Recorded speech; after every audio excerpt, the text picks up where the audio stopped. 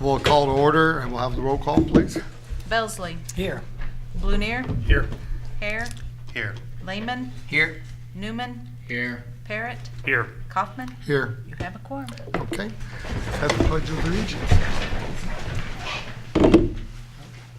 Pledge allegiance to the flag of the United States of America and to the republic for which it stands, one nation, under God, indivisible, with liberty and justice for all.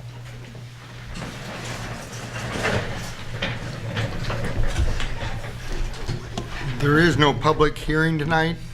I don't believe there's any presentations or special reports. Anybody in the public like to make a comment? The consent agenda tonight, approval of the minutes, the special meeting, May 23rd, regular meeting, June 5th, and approval of the bills.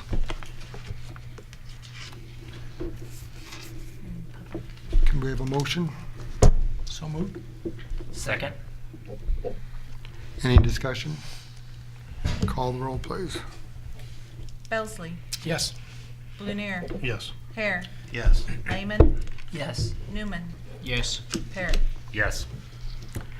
I have a few things tonight. I even have more than Craig.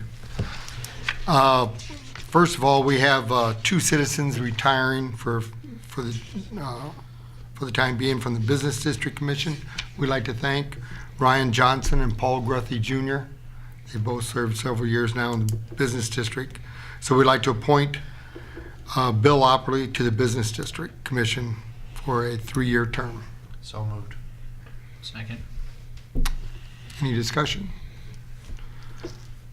How about if we should we do all these together? Could we do them all together?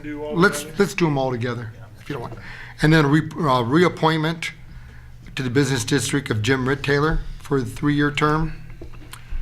And the reappointment of Mike Murphy to the Business District.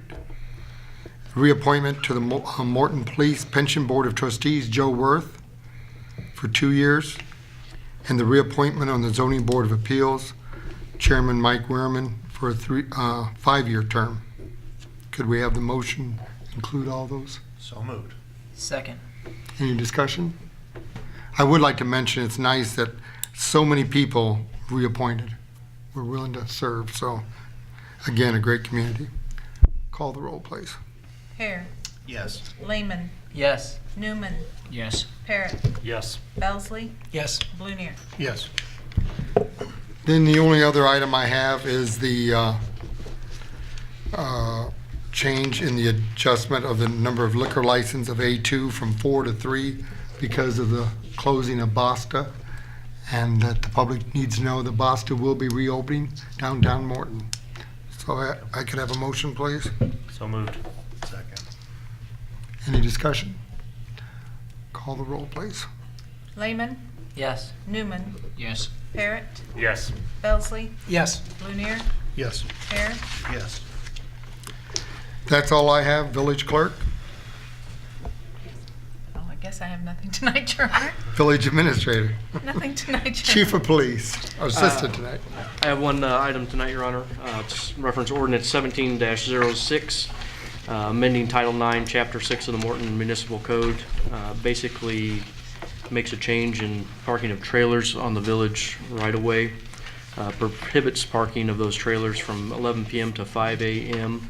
Unless a special permit is granted by the police department. Okay, I've asked our council to have a first reading, and he's going to read the ordinance for the public. In relevant part, the ordinance would amend the Morton Municipal Code to insert a new section 9-6-20, which shall be as follows. 9-6-20, parking of trailers on public ways. It shall be unlawful for any person to park a trailer as that term is defined in the Illinois Vehicle Code on any street, roadway, or alleyway in the village of Morton between the hours of 11 p.m. and 5 a.m. in the village of Morton unless a temporary parking permit has been obtained from the chief of police or his designee, which temporary parking permit shall be conspicuously displayed on the trailer. A temporary parking permit shall only be granted by the chief of police or his designee in the event the applicant demonstrates that the denial of a permit would affect an undue hardship upon the applicant, In the event a temporary parking permit is granted, as a condition of the permit, barricades or other similar traffic control devices with retroreflective markings shall be placed at the rear of the trailer as directed by the chief of police or his designee to alert motorists of the parked trailer. I think this came up by mainly because we've had a lot of business trailers parked, large trailers, box trailers, some long lawn garden trailers in the same spots. Citizens can't back out of their driveways. So we thought maybe we'd have a first reading in case any of you would have concerns about any trailers in any situation. We still want to have an open discussion, but the idea is we've had those concerns. I know Roger's addressed them in a couple locations. So So would that include RVs? Like if somebody was, getting ready for a trip or whatever, how does that affect that? A motorized RV, I don't believe, and I can confirm that for you, I don't believe would fit within the definition of a trailer Gotcha. as that is used in the Illinois Vehicle Code. Okay. But if somebody was pulling a fifth wheel, that would fall into this. Okay. Yep. Rod, you want to address any of the concerns we've had? Well, in terms of like a motorhome or an RV trailer, any of those, I mean, I've never used one, but I understand if you have one, that you have certain things you have to do if you're going on a trip, you gotta fill this or charge that or get it packed or whatever. And by our ordinance, it really shouldn't be on the driveway ever, but I understand that's not reasonable. You need to be able to do what you need to do. And then when you come back, you gotta do the reverse of that. Right. But it's not supposed to be where that's the permanent storage place for that. Correct. Yep, correct. Okay, I just want to make sense. Well, I have a question. What about an individual that has a utility trailer? They pick it up that evening, they park in front of their house because they're leaving the next morning. Does that fall in violation? Does the person need to somehow back it in their driveway because of this? If it's hooked to a vehicle, is that a little different than just parked? That's the question. The ordinance as written doesn't distinguish between a hitched and unhitched trailer. Okay. We had that problem on Main Street for a long time, down the street from my house. They had a trailer out there with no lights, you never see it. And then we finally put the long white line to distinguish the parking, because Main Street goes from 1 lane to 2 lane, and if you're from out of town, you might think it's just 2 lane, and you couldn't see this low black trailer. So that's why you have white lines going to the south of Main Street to distinguish a parking lane from the driving lane.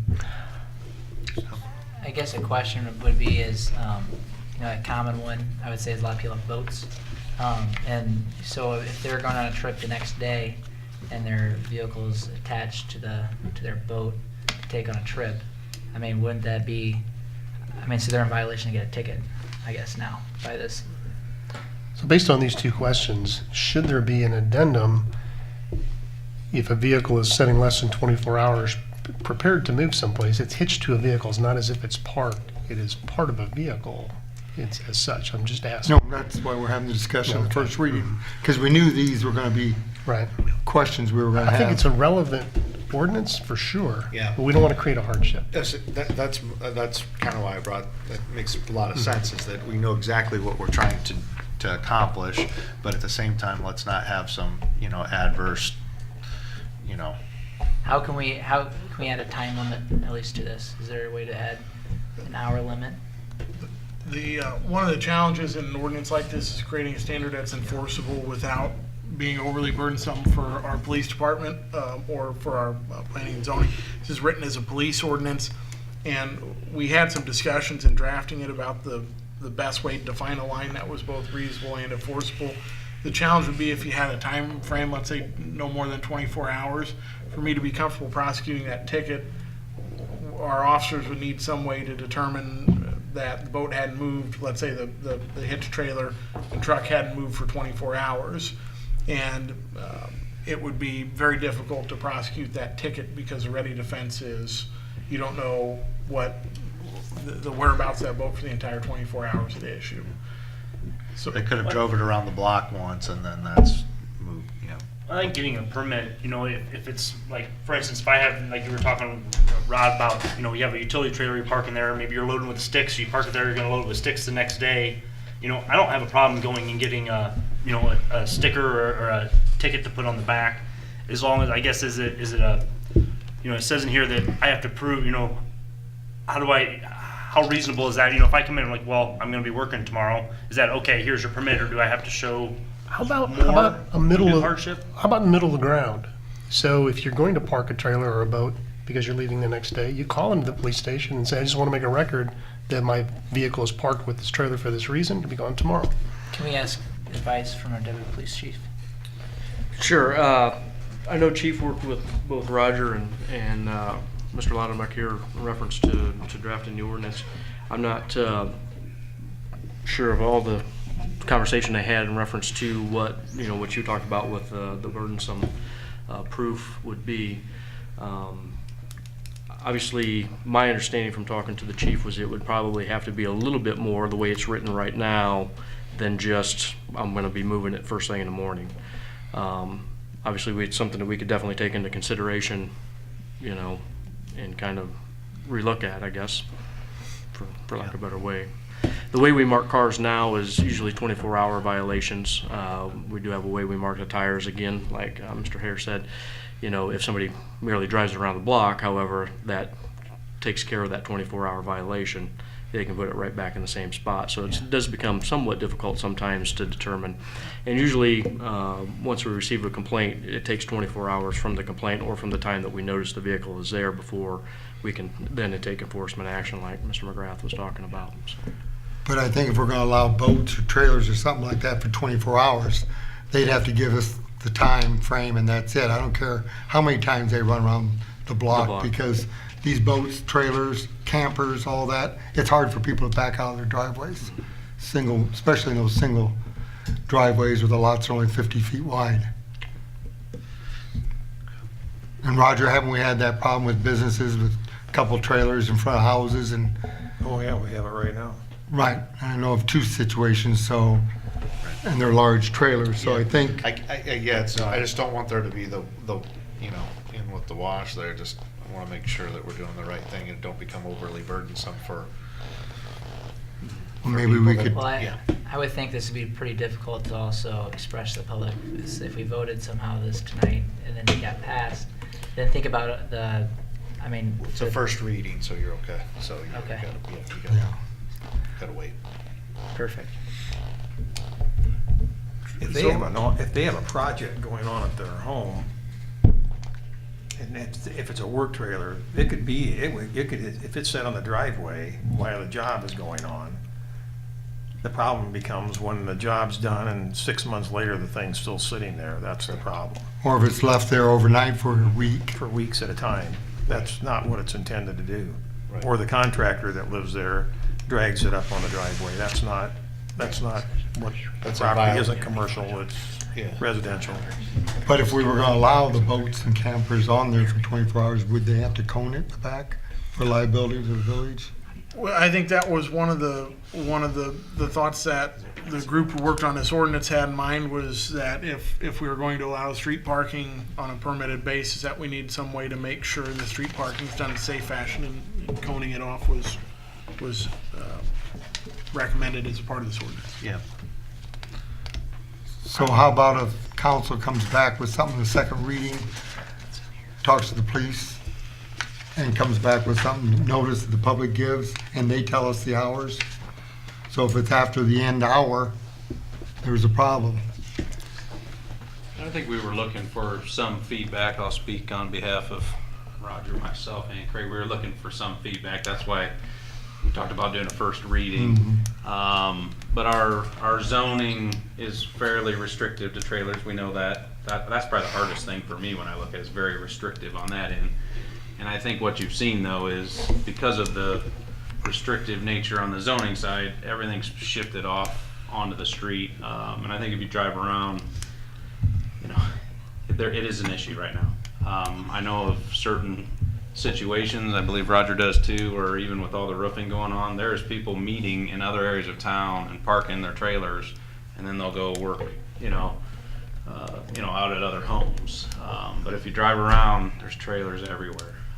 So I think it's become a safety concern. Now, how to address that to take care of, I like to call it the weekend warrior that's got a trailer. I mean, how do you take care of that to not Well, they need to be park those burdensome trailers in on them? somebody's empty lot that has room and Yeah. make arrangements So it- and hook it back up in the I morning. mean, that's part of, is this a reaction to a temporary situation, or is this a little bit of an ongoing? No, I think this is ongoing. It's- I could name a few ongoing. Been an I think ongoing. it's really kind of Okay.